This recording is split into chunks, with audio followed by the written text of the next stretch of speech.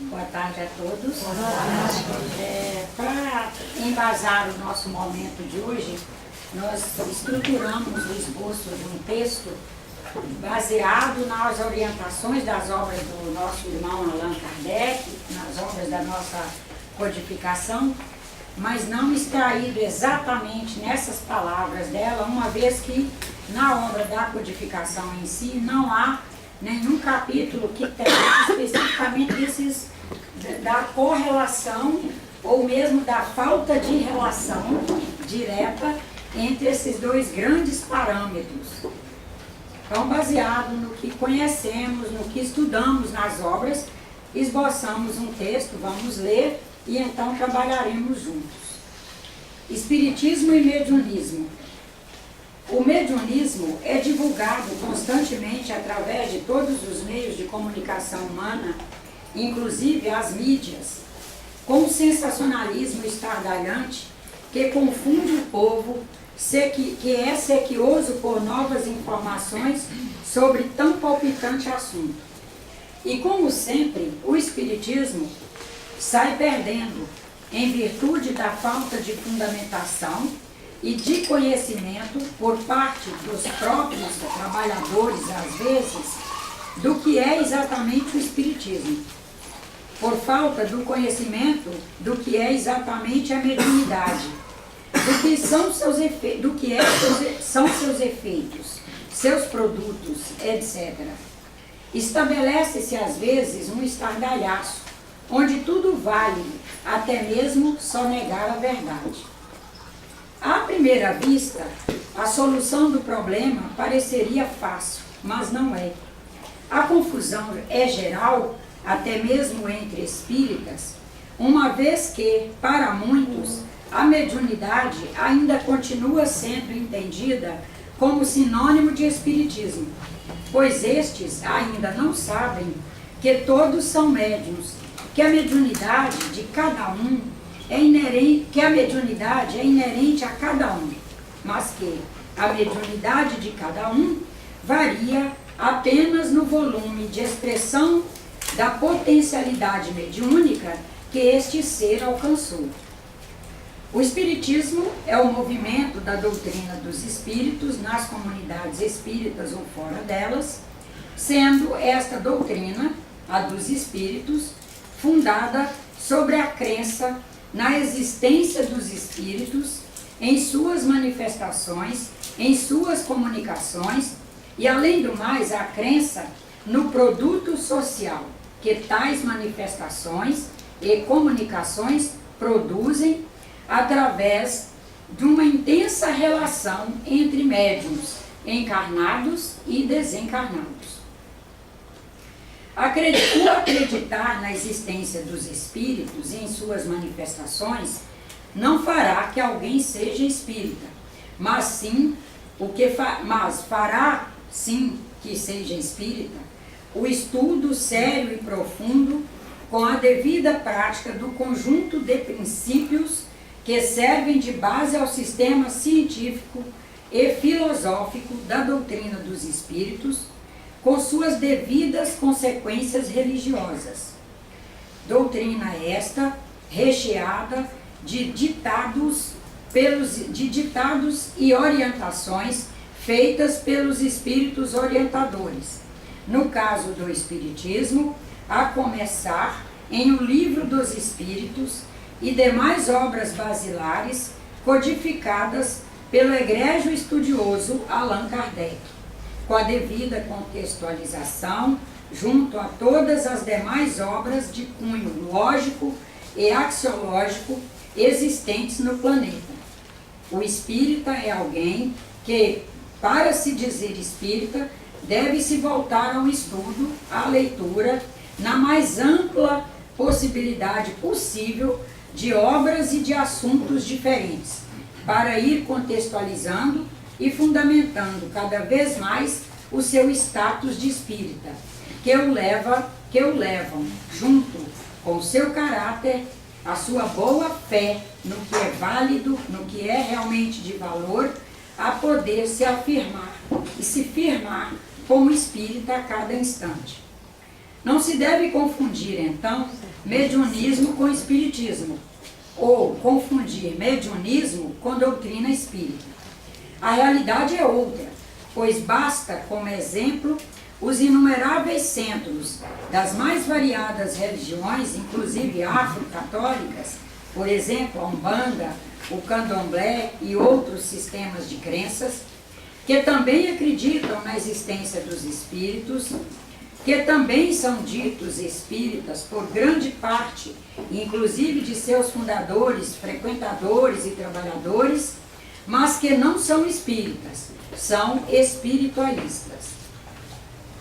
Não devemos confundir espiritismo com doutrinas e práticas que em nada estão conformes com a doutrina espírita, que se fundamenta, pois esta se fundamenta igualmente nos 3 grandes pilares de produção de bens culturais na Terra: a ciência, a filosofia e a religião.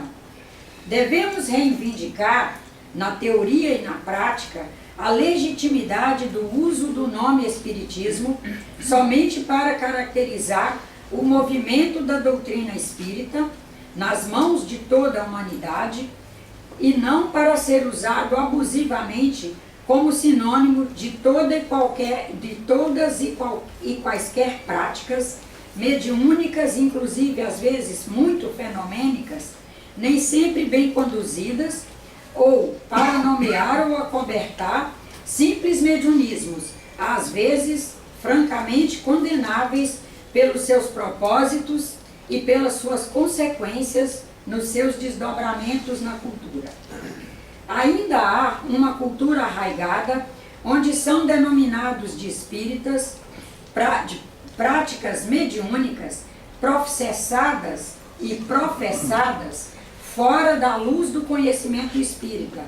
E não é possível demolir esta cultura, como não é possível demolir qualquer cultura assim tão facilmente e, portanto, rapidamente.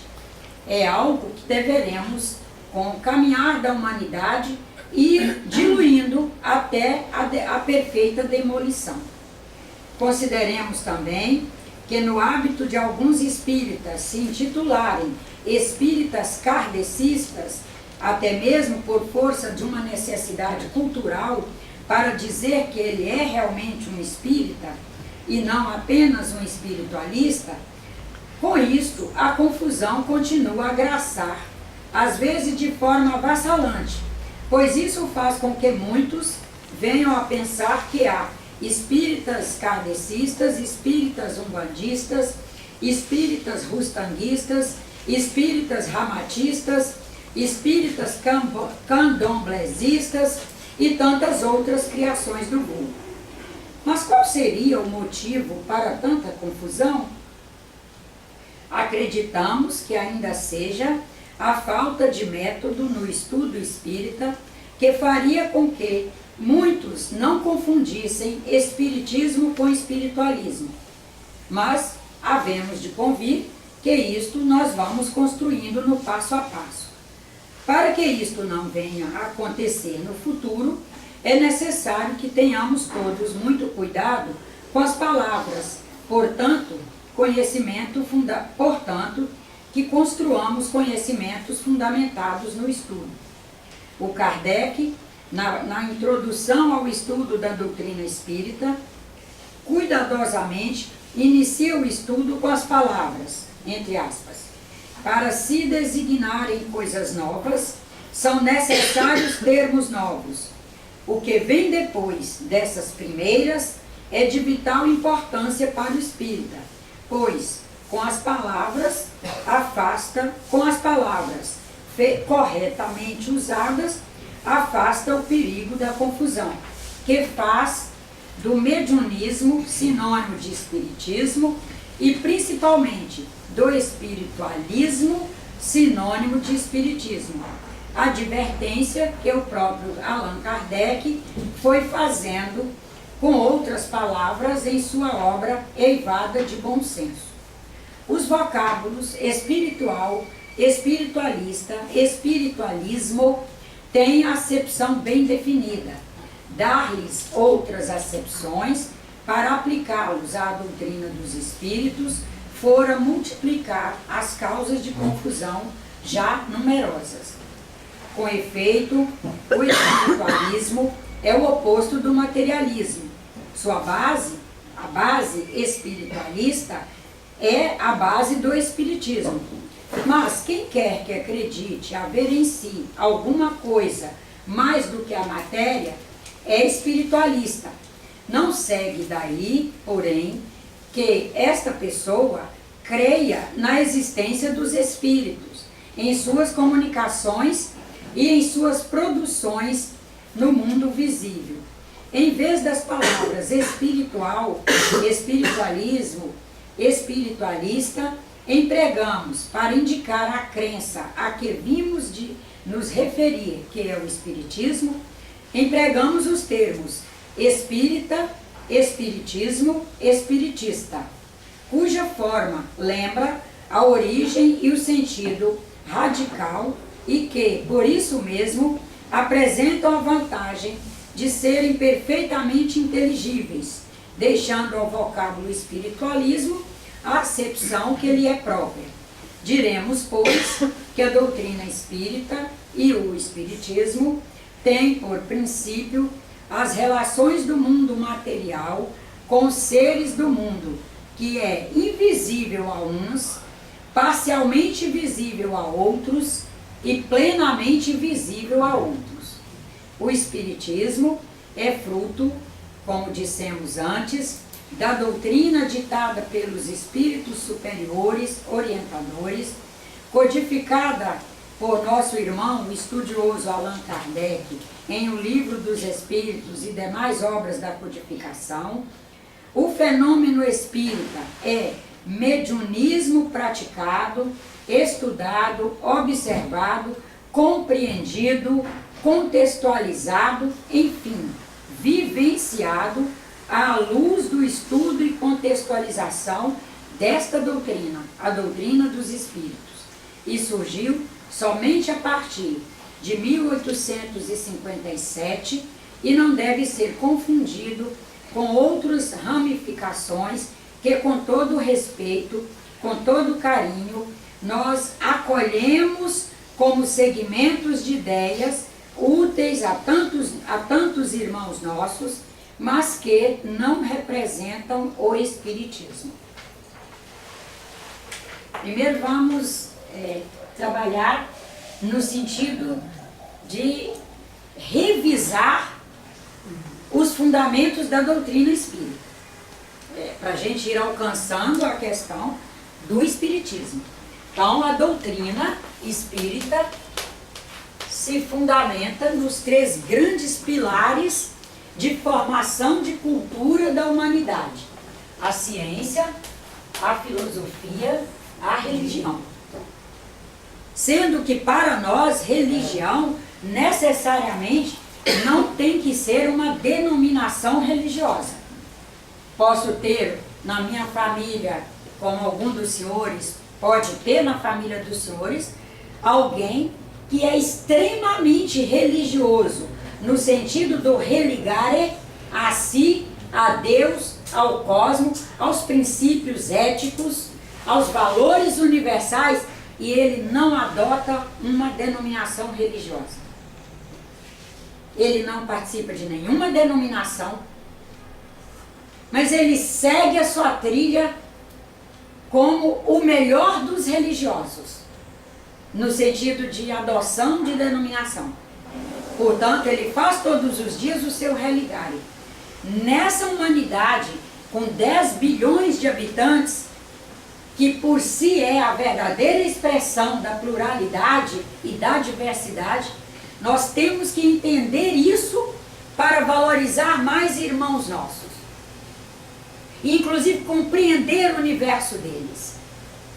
Porque se nós resolvermos pressioná-los para adotar uma denominação, nós perderemos de sermos mais íntimos, mais próximos, sermos mais felizes com eles e eles mais felizes conosco. Nós encontraremos pessoas que até por histórias de vida delas, por algum instante de vida, seja em outra reencarnação ou nessa, ou na fase dessa encarnação, mas ainda no ventre da mãe, sofreu agressões por parte de pessoas que adotaram denominações religiosas, se tornaram, entre aspas, lideranças religiosas. E essa liderança religiosa agrediu esse ser e ele ainda não conseguiu superar isso, dificilmente ele adotará uma religião. E nós convivemos num mundo onde isso existe.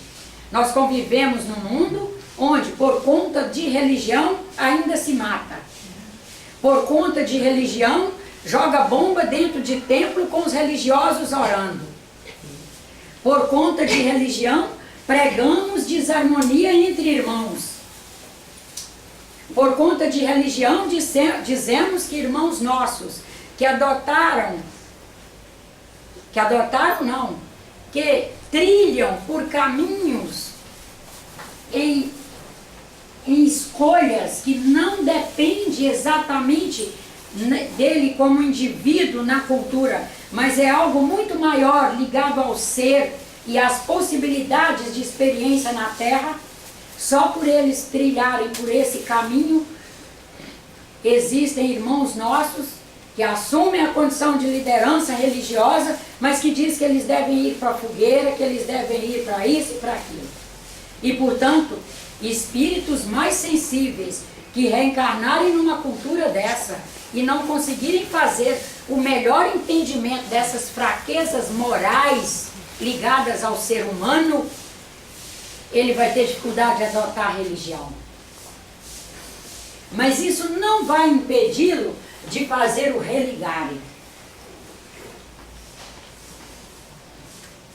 E muito provavelmente algum de vocês conviva com pessoas nesse aporte.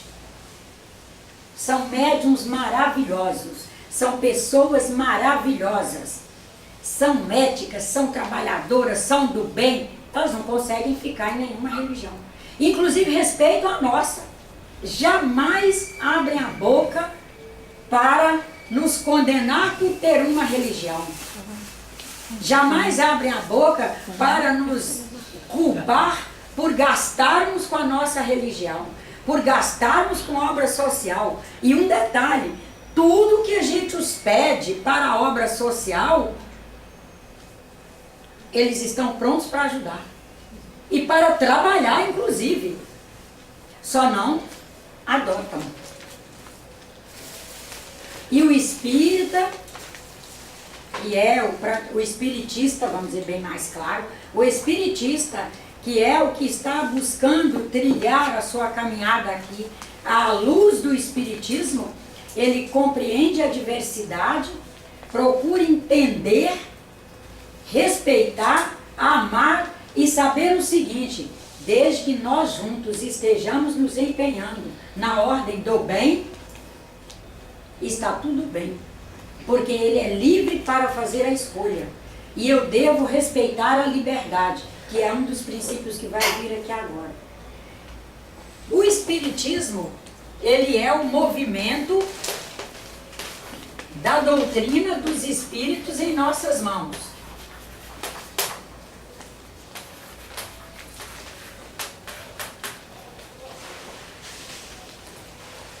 Se o espiritismo é o movimento da doutrina em nossas mãos, e a doutrina se fundamenta no pilar da ciência, da filosofia e da religião, o espírita, por exemplo, não vai dizer para alguém: olha, você não precisa de ficar nessa receita médica não, porque nós vamos te tratar aqui no centro espírita.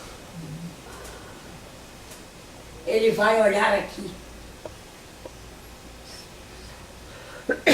no ciência e vai ver, eu tenho que respeitar o eixo de ciência, porque a minha doutrina, a doutrina que eu escolhi para ser um estudioso dela, para ser, entre aspas e no bom sentido, um seguidor e um professador, um dos seus pilares é esse: ela valoriza o trabalho de todos os médiuns que ao longo da história da humanidade foi se especializando, dedicando em deixar trabalhos para trazer mais conforto, saúde, equilíbrio à humanidade.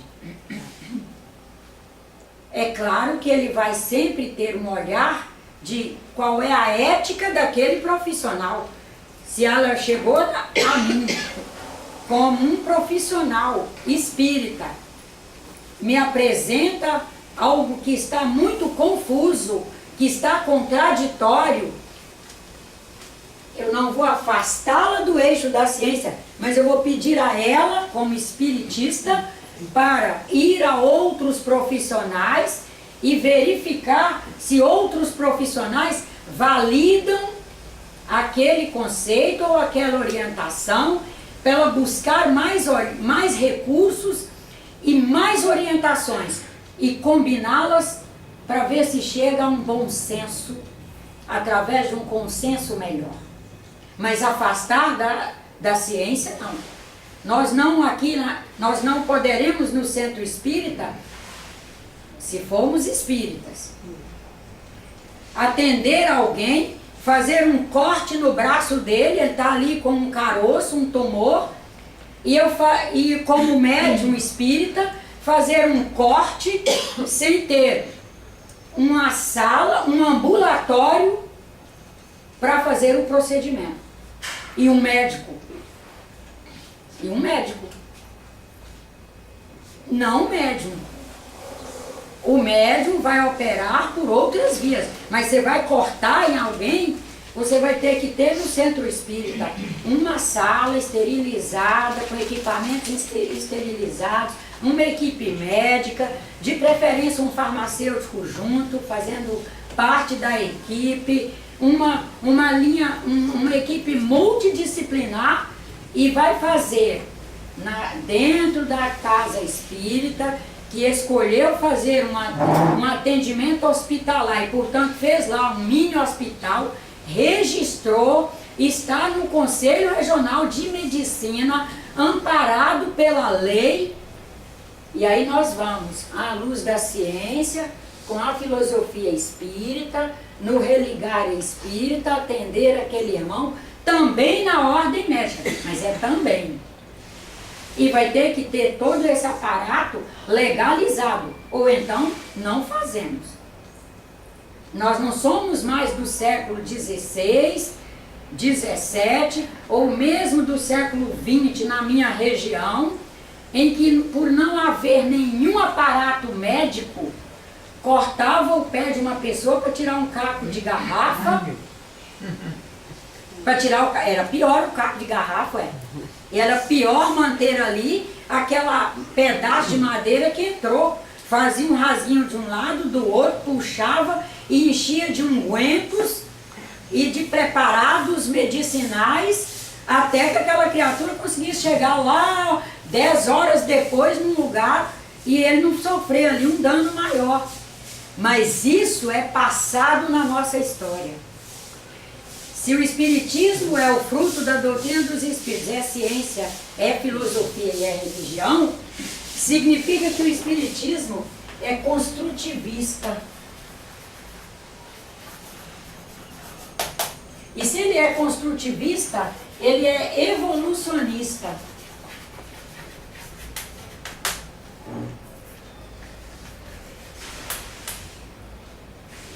Evolucionista significa que quando nós damos um passo, não volta atrás.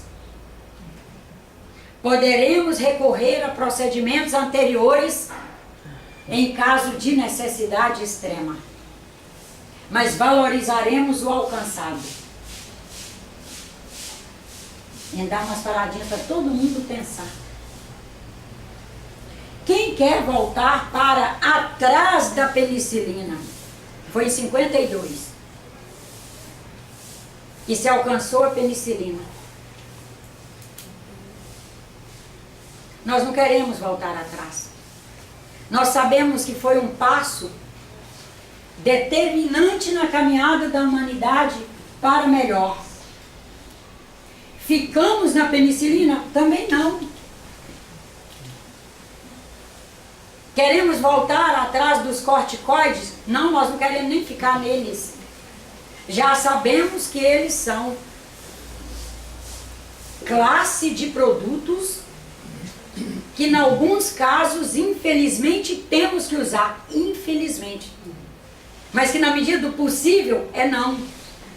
Portanto, nós já temos que olhar para frente. O que é que podemos usar que faça o mesmo resultado sem os efeitos colaterais. Isso é o evolucionismo. E nós haveremos de fazer este olhar. Nesse movimento do espiritismo ser construtivista, evolucionista e ser fruto da doutrina dos espíritos, no sentido filosófico, o espiritismo adota 5 princípios. São inerentes ao espiritismo.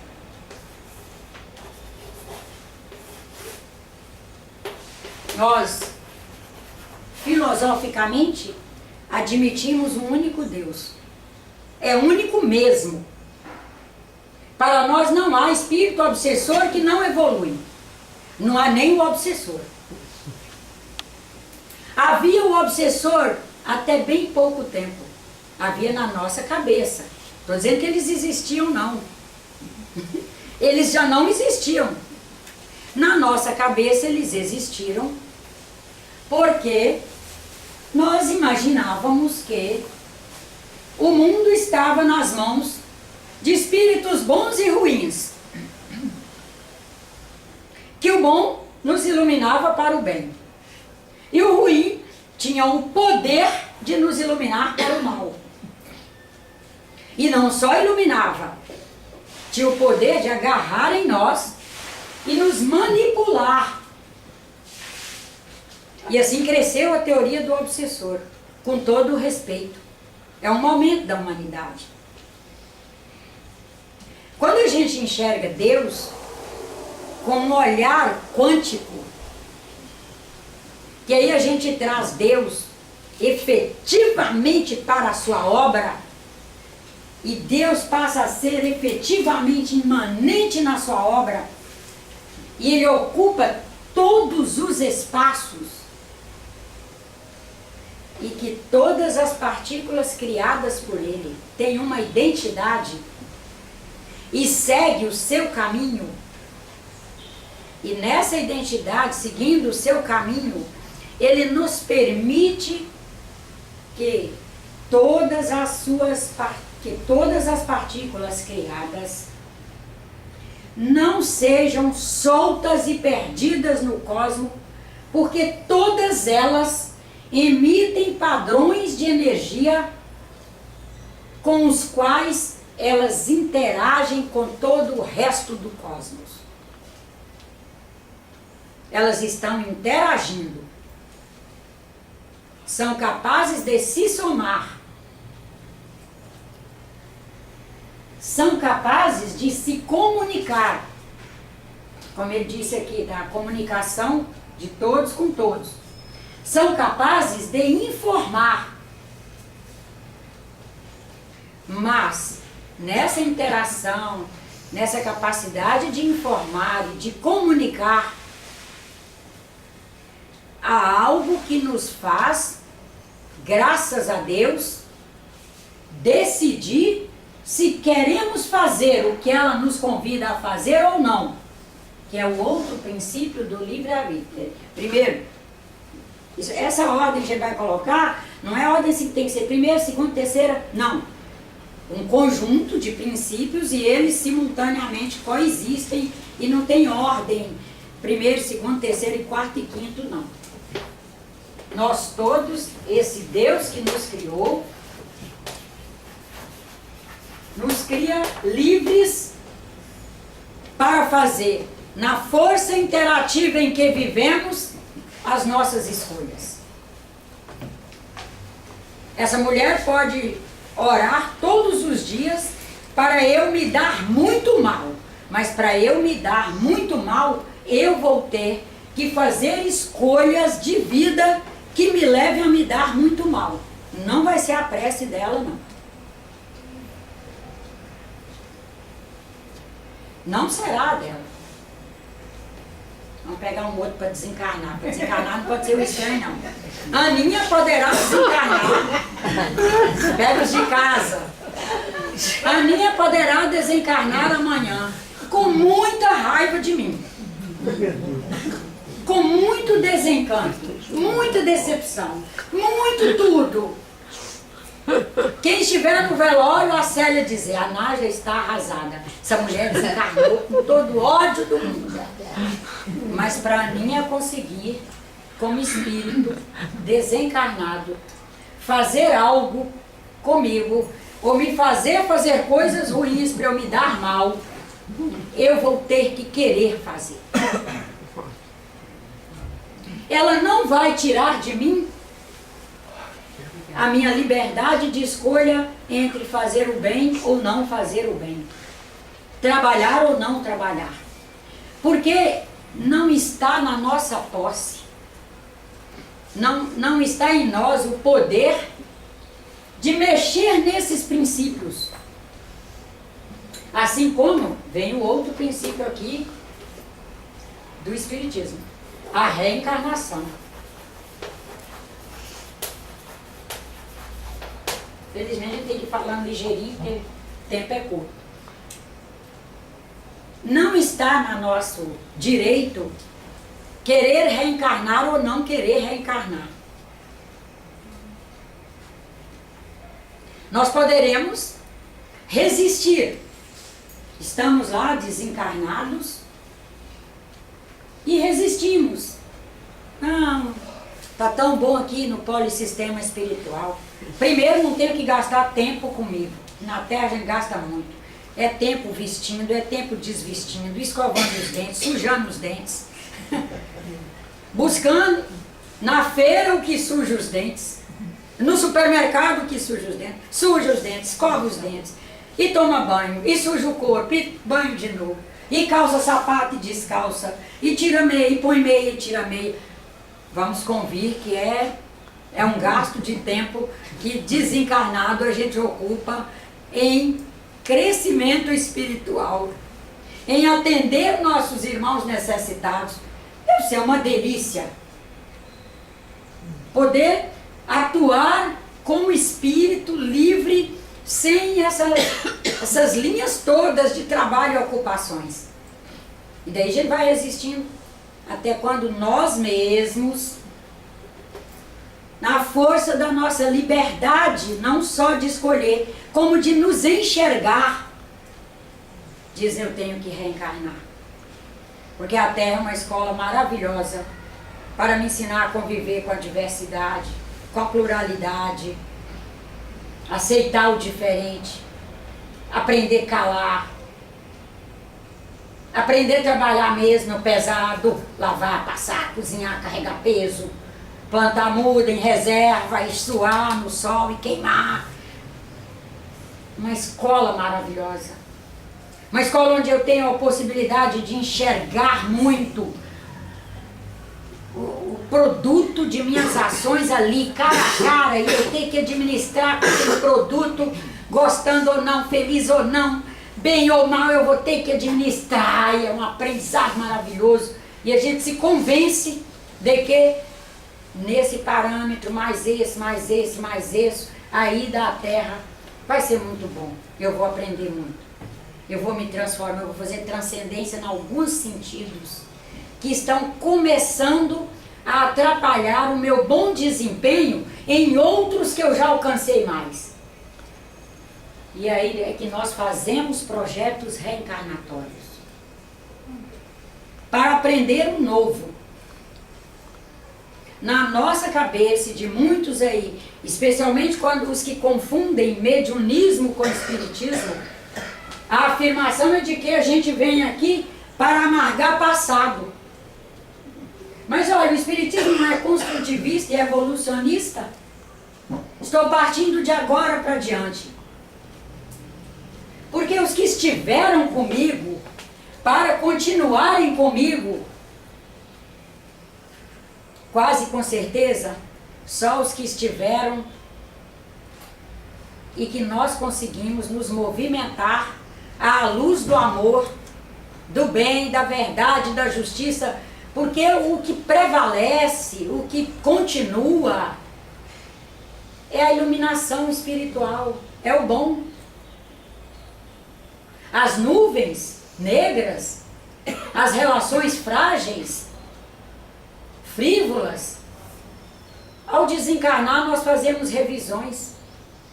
E outro detalhe, entre uma encarnação e outra, nós fazemos superações, nós fazemos transcendências, nós encontramos orientadores, nós trabalhamos com nossos orientadores, integramos equipes de trabalho. Esta é a visão espírita. Quando fazemos projeto para voltar, primeiro, segundo os orientadores, pelo menos os da SBE, que essa casa é filiada a ela, segundo eles, a orientação deles é: cuidem de aproveitar ao máximo as relações que estão tendo entre outros encarnados neste momento que estão encarnados. Porque na hora que desencarnarem, vão ter muita dificuldade para, de novo, estarem ali juntos em projetos juntos. Não é que não vamos nos encontrar. Encontrar é diferente de estar ali coladinho. Porque hoje estou aqui coladinha com o Evair, com a Aninha, com a Célia, com a Kátia, com a Déia, trabalho, discute, um não aceita a ideia do outro, vem aceitar só depois, estamos aí, nesse movimento. Quando desencarnarmos, em função do que aprendemos juntos, do que construímos juntos, do que somos capazes de ser semeadores, a Aninha se vinculará a um grupo lá no Canadá. O outro vinculará a cultura chinesa, vai para a China. O outro vai estar na Índia. O outro na Patagônia chilena. Quem sabe um na Patagônia argentina. Quem sabe eu, lá na África, treinou um pouco agora no Nordeste de Minas, pode ir para a África, trabalhar lá, lugar tão seco quanto, tanta miséria quanto. Vai lá, vai colocar um pouco do que você aprendeu com aquela comunidade. O aprendizado, sim. O que aprendemos, o que construímos de conhecimento e sabedoria, que ilumina nossas linhas de ações, vai fazer com que façamos escolhas. Interagiremos com nossos irmãos que estivemos juntos por vieses da consciência, onde faremos vibrações que um retroalimentará o outro. Vou estar lá na África, numa situação às vezes difícil, trabalhando, tentando, e entrarei em comunicação com a Déia, que tem uma linha de experiência enorme em língua portuguesa, por exemplo, que trabalha esse sentido da comunicação, e ela vai me fortalecer. E uma outra que, quem sabe, trabalhou num casamento difícil e aprendeu a calar, aprendeu a superar, aprendeu a esperar o dia seguinte. Entraremos em comunicação e ela me fortalecerá nesse sentido, uma num sentido, outra na outra, outra na outra, outra na outra, e assim compomos nossas linhas de trabalho. Mas de reencarnarmos para estar grudados às mesmas pessoas, porque eu fiz mal a essa mulher, ela está aqui agora, seja encarnado ou desencarnado. Desencarnado está aqui, debaixo da minha axila, que não vai me deixar nem ser feliz, nem casar, nem ter filho, nem ter nora, nem ter nada, porque fui má. O Espiritismo não compartilha, desculpa, dessa teoria. O atual não. Isso aí é estágio anterior, em que a linha de pensamento se baseava entre o bom e o ruim, e no bom está grudado o bom e no ruim está grudado o ruim, e se você foi ruim um dia, o outro está grudadinho em você. Nós somos os homens do século XXI. Temos que valorizar isso. Estamos reencarnados na Terra no século 21, quando vem uma verdadeira multidão, quando veio já e está aí uma multidão de pessoas, médiuns maravilhosos, construindo condições para termos outros olhares. É o olhar quântico.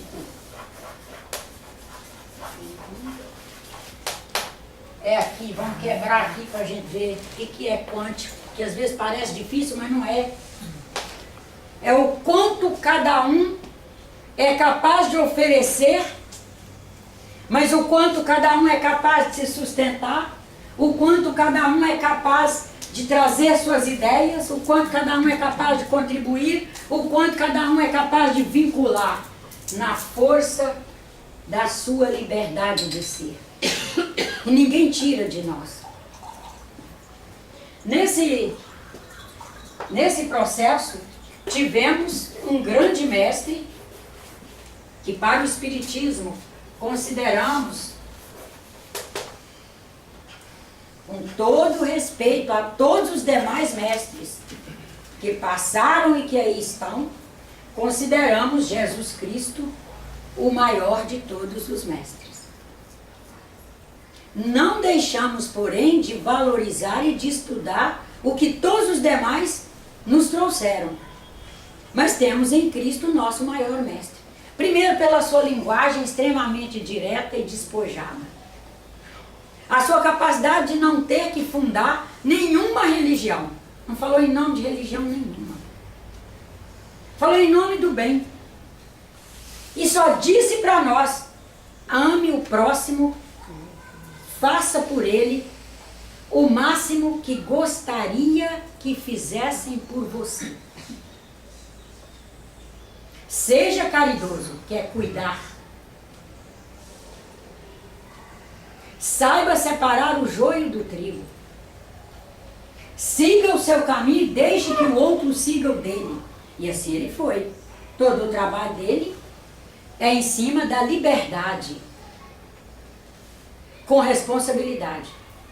Podemos trilhar por todo o Novo Testamento, pegar todas as máximas de Cristo.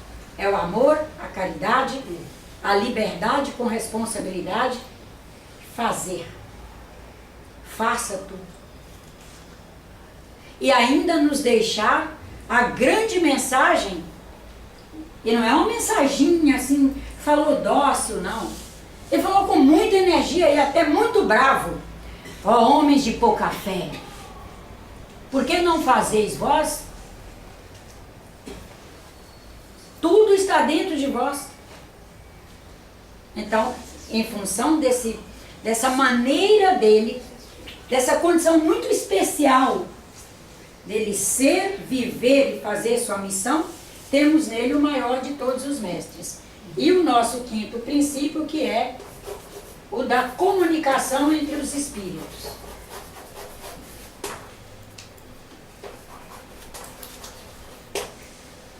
Que é nada mais, nada menos do que o reconhecimento de que todos nós somos médiuns e que é através da mediunidade que cada um traz, que ele é capaz de se comunicar com a vida. A comunicação com os espíritos é apenas uma consequência, porque é vida. Mas nós somos capazes de nos comunicar com a vida. Nós somos capazes de nos comunicar com plantas. Tem pessoas que, se a gente deixar a nossa planta com ela, a comunicação dela não é tão boa com a planta. Bom, quando você voltar, a planta está desmilinguida, se você voltar correndo. Se demorar uns dias, você vai ter que plantar de novo. A comunicação dela ainda não se estabeleceu tão bem.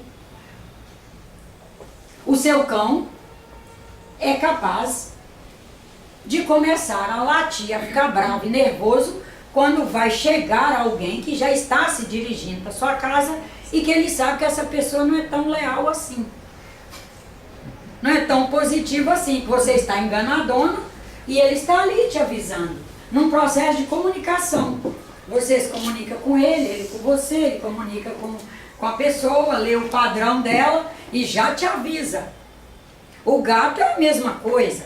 Então nós vemos o quanto a vida é um livre processo de comunicação.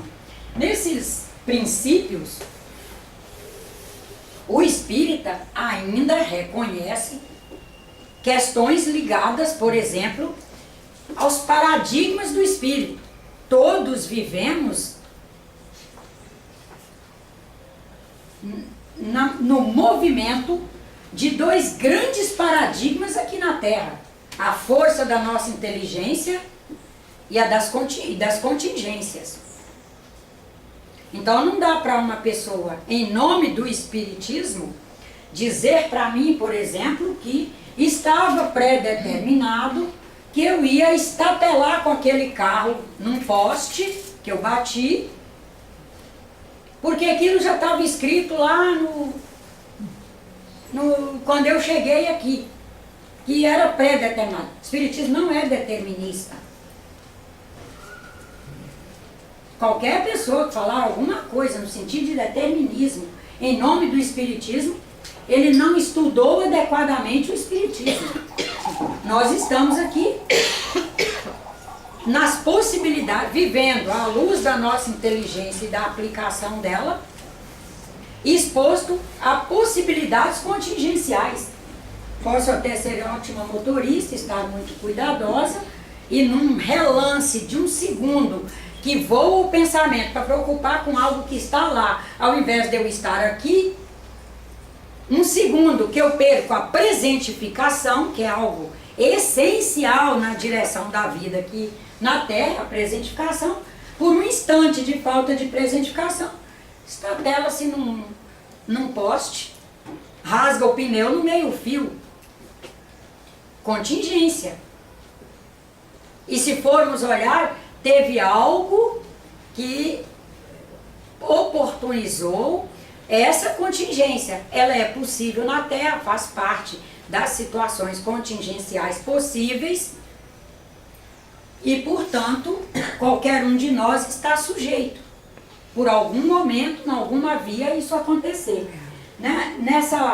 Nesse movimento de avaliar as coisas à luz do espiritismo, nós ainda temos 3, 4 grandes aspectos inerentes ao espírito. Nós temos o cognoscional. Não pode sair para cá, Célia? Pode ir. Até aqui dá para vir? Dá.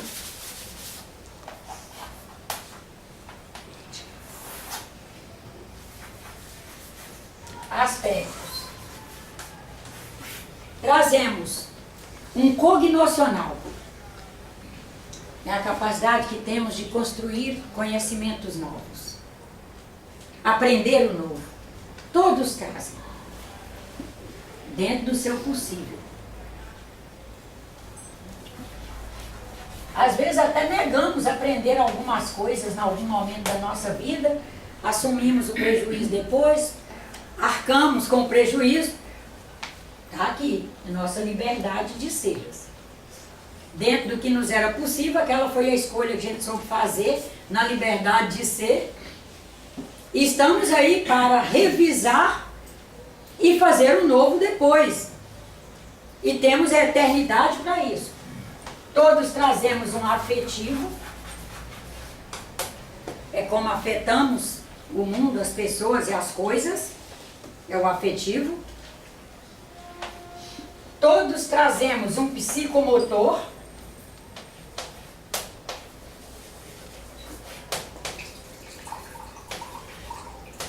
Todos trazemos psicomotricidade.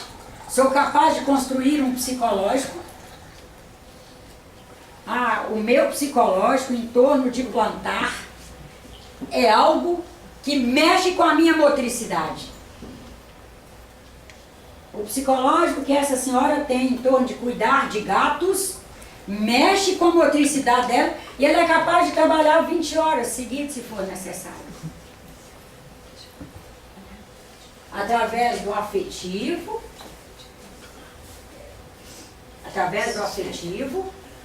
do cognoscional que ela traz, que ela sabe aprender a lidar com os gatos, cuidar dos gatos, comunicar com os gatos. Ela constrói um psicológico em torno de cuidar dessa classe de irmãos nossos, que vai colocá-la em movimento. Assim como cuidar de gente, dei esse exemplo. Outro é cuidar de gente, outro é cuidar da natureza e etc. Que vai nos fazer todos os dias aumentar a nossa capacidade, que se chama conativo. Conativo é a capacidade que trazemos de cuidar de nós, de nos preservar, de nos enxergar como agentes de uma sociedade que é mas é de extrema importância. É mas não é, é 1 em 10 bilhões, mas é 1 em 10 bilhões. E enxerga a unidade, como uma unidade cheia. Nenhum conceito espírita virá desvalorizando a unidade.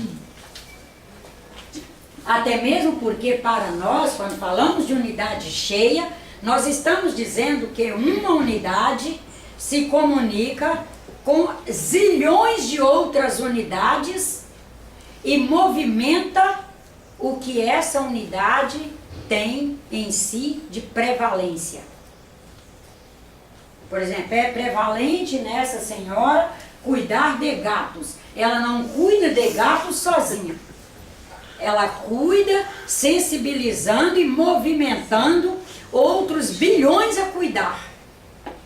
Fulano é um excelente cirurgião. Ah, mas que pena, que é só ele. Não, não é só ele. Ele está, primeiro, conectado a tantos outros e sensibilizando zilhões de outros. Inclusive pessoas que estão reencarnando agora com um projeto reencarnatório para ser cirurgião. Pessoas que estão na pré-escola com um projeto reencarnatório para ser um bom cirurgião. Pessoas que já estão na universidade com um projeto reencarnatório de vir a ser um cirurgião. Nós estamos no movimento, interagindo com todas as classes, com todas as gerações que aqui estão. Quando falamos em nome do Espiritismo, nós falamos dentro desse movimento e que é por excelência muito maior. É que o tempo já esgotou, não dá para falar mais. Mas são muitos outros parâmetros que aqui vão tecendo a malha que se chama movimento espiritista. Movimento espírita. E quando falamos em nome do Espiritismo, nós falamos em nome de um movimento que, com muita fé em Deus, há de estar iluminando a humanidade sempre para respeitar, em primeiro lugar, essas 3 grandes unidades funcionais importantíssimas para a humanidade. A unidade funcional ciência, que está aí o tempo todo à busca de desenvolver o melhor para nós. A unidade funcional filosofia, que é o que nos leva a perguntar: devo fazer isso ou não devo fazer isso? Devo namorar esse rapaz ou não devo? Devo namorar essa moça ou não devo? Eu devo fazer uma relação sexual com essa pessoa ou não devo? Eu devo pôr meu filho nessa escola ou não, na outra escola? Eu devo mudar de emprego? Eu estou nesse emprego. Estou insatisfeita pelo salário, gosto do que eu faço. E aí, o salário é importante, gostar do que eu faço é importante. Esse grande pilar vai nos levar a fazer um religare que nos permita fazer a decisão que mais tarde não venhamos a nos arrepender. Em nome do Espiritismo, nós trabalharemos um sentido de Deus tão forte que qualquer coisa que formos falar, nós nos perguntaremos: o Deus que eu acredito nele se inclui nisso? Aí nós recuaremos ou avançaremos. Se inclui eu ser maledicente? Dá para eu incluir Deus na maledicência? Não. Dá para eu incluir Deus numa questão de uma crítica saudável. Dá para eu incluir Deus num movimento onde eu esteja avaliando e enxergando que essa pessoa não está agindo bem. Mas o Deus que eu acredito não endossaria que eu saísse de maledicência entre um e outro, tecendo um fuxico, ou que eu não soubesse, inclusive, respeitar espaços, horários, pessoas, até para falar desse assunto. Eu devo falar com seriedade. E assim é que nós, com muita fé em Deus, haveremos de estar avaliando, dentro das informações que recebemos, o que é espiritismo ali, e quando não for espiritismo, quando vazar para fora do arcabouço espírita, a gente saber, não, a partir daí você não está falando em nome do espiritismo. E sabermos nos posicionar. E saber assim, a pessoa fazer mediunismo e não ser espírita, em nada denigre. Em nada. Nós temos médiuns maravilhosos, fazendo trabalhos maravilhosos. As curandeiras são processos de mediunismo. São imprescindíveis em algumas regiões dos países pobres, inclusive o nosso. Imprescindíveis. Eu não sei o que seria da minha região sem as curandeiras na época da minha infância lá. Não sei o que seria. Mas não era espiritismo, era mediunismo. Curandeira é a mesma coisa que benzedeira? Na minha época da minha avó era as curandeiras fazem parte, as benzedeiras fazem parte do grupo das curandeiras. Porque o curandeiro tem o que faz garrafada, tem o que é benzedor, tem o que tira cobras da propriedade, em processo mediúnico, gente. Você vai lá e diz para ele, eu sou do... Lá tudo é chamado de córrego. Eu sou do córrego fulano, estamos tendo um problema de cobra matando as vacas. Uns são tão eficientes no processo mediúnico deles, descreve o lugar que a cobra mora. Ó, você vai lá daqui 3 dias que ela estará morta lá.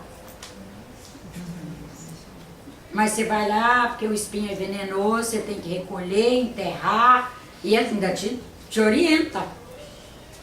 É mediunismo.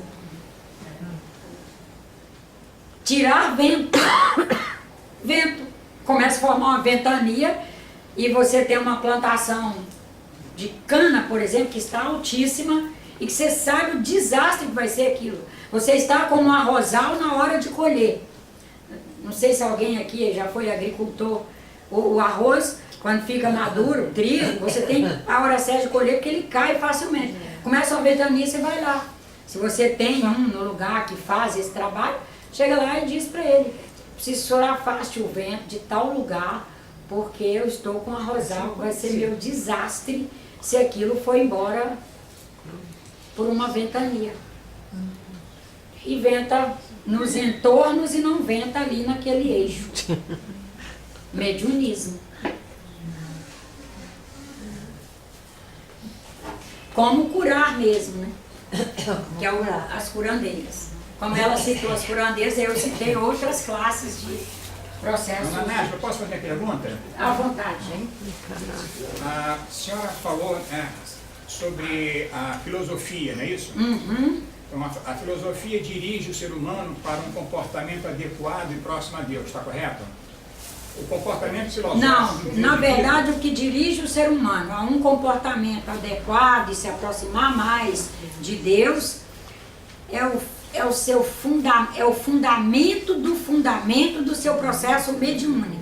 É o que ele já alcançou e que ele usa a filosofia para ir aprimorando esse fundamento. Sim, e se a pessoa o fundamento está no ser. Se o indivíduo não alcançou essa fase, para ele querer seguir, com certeza que vai ter uma vida boa, ele é jovem e precisa, e vive, às vezes, num ambiente conturbado, de tentações, e então ele vê pessoas aparentemente boas, fazendo coisas convenientes para o corpo e para a sua, mas não fica desorientado. Então, a filosofia, ela foi criada para orientar o indivíduo a, não sei como é que se definiria isso, para ele seguir um caminho correto. Na verdade, a filosofia não foi criada para orientar.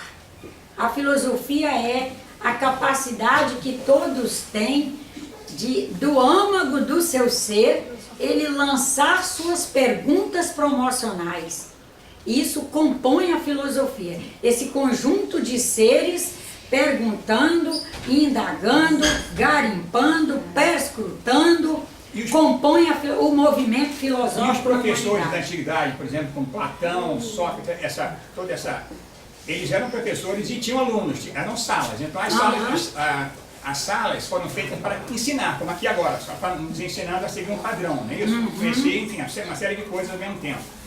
Então, nesse caso, a escola filosófica, então ela está sob júdice, é isso? Porque como é que vai aplicar, escolher alunos que não estão sentindo isso ainda? Como é que eles vão se proceder ao andar com a pessoa, ao rejeitar uma conveniência social, sem saber se está correto ou não?